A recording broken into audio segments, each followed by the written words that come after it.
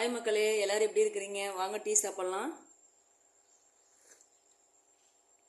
இந்த பதிவில் என்ன பார்க்க போகிறோம் அப்படின்னு பார்த்தீங்கன்னா, இன்னைக்கு காலையிலே ஒரு அருமையான நியூஸ் பார்த்தீங்களா? ஏன்னா ஜிஹெச்சில் இந்த ட்ராலி தள்ளுறவங்க, அதாவது இந்த பிரசவம் பார்க்க போகிற பெண்கள்கிட்ட எல்லாம் இந்த ஆயா வேலை பார்க்குறாங்க இல்லைங்களா, அவங்க எல்லாமே பார்த்தீங்கன்னா எனக்கு 200 கொடு 300 கொடு, ஏன்னா அவங்களெல்லாம் நாங்கள் க்ளீன் பண்ணி எடுக்கிறோம்ல, அதுக்கெல்லாம் நீங்கள் காசு கொடுங்க அப்படின்னு சொல்லி கேட்குறாங்க. அப்படிங்கிறது ஒரு தகவல் வெளியில் வந்திருக்கு.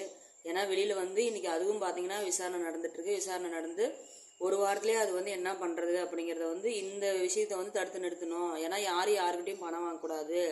இல்லாதவங்க தான் இங்கே ஜிஹெச்சில் ட்ரீட்மெண்ட் எடுக்கிறாங்க.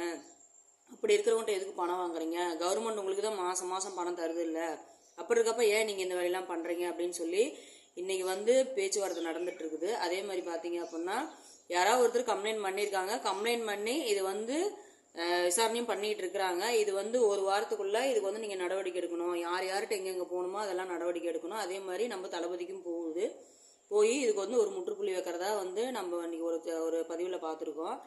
ஏன்னா இதெல்லாம் பெரிய விஷயம் தான் மக்களே. ஏன்னா இருக்கிறவங்க தனியார் ஹாஸ்பிட்டலில் போய் பார்த்துக்குவாங்க, இல்லாதவங்க என்ன பண்ணுவாங்க? ஏன்னா இல்லாதனால தான் அந்த ஜிஹெச்சுக்கே வர்றாங்க. அங்கேயே இருக்கிறவங்க கிட்ட பார்த்தீங்க அப்படின்னா இந்த மாதிரி விஷயங்கள்லாம் நடந்துட்டு தான் இருக்கு. இது இத்தனை வருஷம் ஆட்சியில் யார் இதை சரி பண்ணாங்க? நல்லா யோசிச்சு பாருங்க. ஏன்னா அவர் எந்த அளவுக்கு அவதூறு பேசிட்டு இருக்கிறீங்க, எந்த அளவுக்கு அவருக்கு அனுபவம் இல்லை, அவர் நடிகர் அப்படி இப்படின்னு பேசிட்டு இருக்கீங்க. ஆனால் இது எத்தனை பேர் நோட், ஆனால் இந்த மாதிரி விஷயங்கள் இந்த புகார் போய்கிட்டே தான் இருக்கு. ஆனால் யாரும் சட்டப்பூர்வமாக நடவடிக்கை எடுக்கிற மாதிரி தெரில. இந்த கால் வாங்கி இந்த கால் விட்டுறாங்க அப்படின்னு புகார் போனாலும் நம்ம என்ன சொல்றதுன்னே கேட்கறதும் இல்லை. அதே மாதிரி இன்னொரு விஷயம் என்னன்னு பார்த்தீங்கன்னா, நம்ம அப்படியே தான் நம்ம சொல்லிட்டோம் அப்படின்னா அப்போ எப்படி நீங்கள் சொல்லலாம் பிடிக்கலாம் அப்படின்னு சொல்லி அவங்க நம்மக்கிட்ட கடுமையாக அந்த ஹாஸ்பிட்டலில் இருக்கிறவங்க கடுமையாக நடந்துக்கிறது, இதெல்லாம் நம்ம நிறையா பார்க்குறோம். அதே மாதிரி நம்ம ஹாஸ்பிட்டல் போனோம்னு வச்சுங்களேன், நாயை விரட்டுற மாதிரி வெளியே விரட்டுறது. கவர்மெண்ட் ஜாப் அப்படின்னா என்ன இருக்குது? மக்கள் கொடுக்குற வரிப்பணத்தில் தான் அவங்க சம்பளமாக கொடுக்குறாங்க.